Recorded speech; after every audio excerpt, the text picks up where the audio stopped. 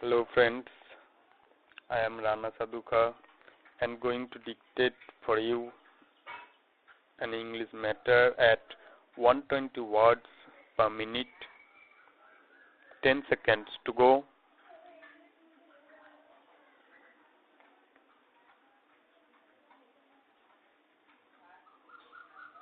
Start. Now I would like to say that with this measure we are now adopting, to my mind, it will not be possible to have this system or any other system functioning effectively.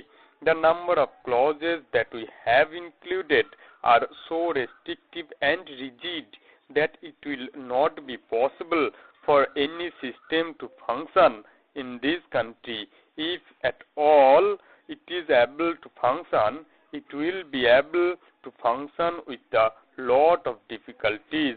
It will be said afterwards that the industrial sector, particularly the private sector, has not been able to deliver the goods.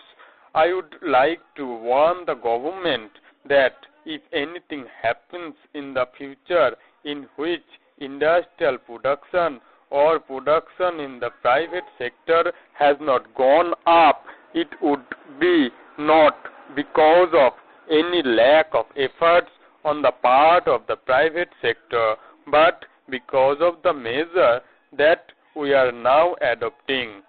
I have mentioned several times how this particular bill is very restrictive and how it will hamper the normal growth of companies in this country. It is a pity that when we are on the threshold of the second 5-year plan, such a measure should be passed in this House. I would now like to make a few observations about the speeches of some of the honorable members here. Sri Ashoka Mehta justifies the restrictions on managing agents by saying that managing agents are no longer the main source of finance.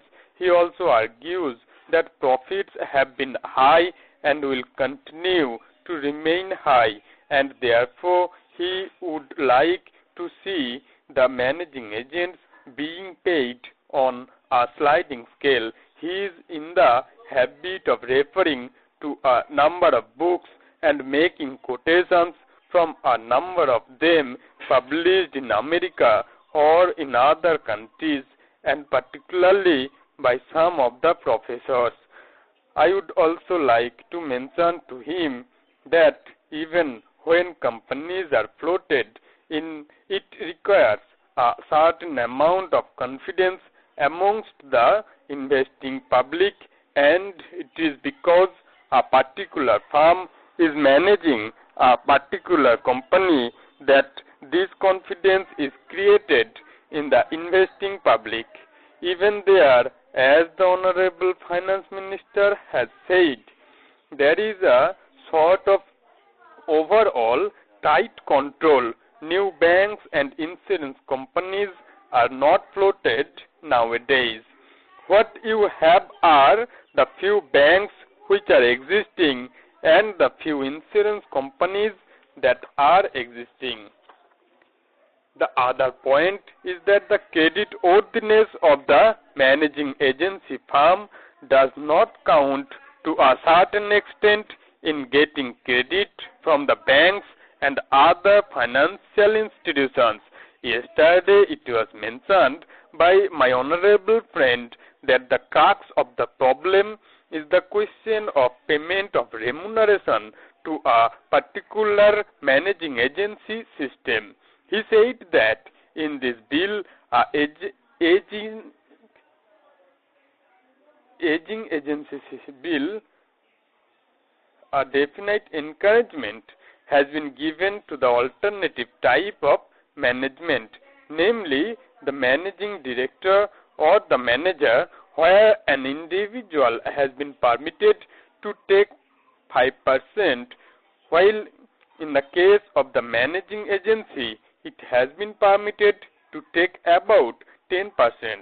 I would like to point out to him that it is not merely the question of remuneration which will decide the alternative type of management. The remuneration is not a very important thing unless and until you allow a certain amount of flexibility for any system to function. It will not be possible to evolve any other system to take the place of the managing agency system. In spite of so many shackles, you may find that those few business houses which are carrying on now may have to carry on the present basis. You may not find many new people coming in the field.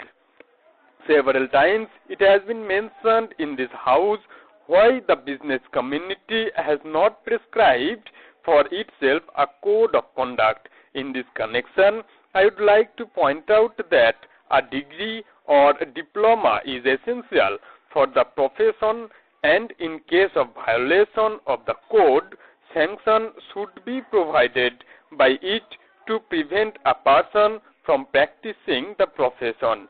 Today, even Ashoka Mehta and Sri C.C. Saho can set up a grocery shop and become businessmen.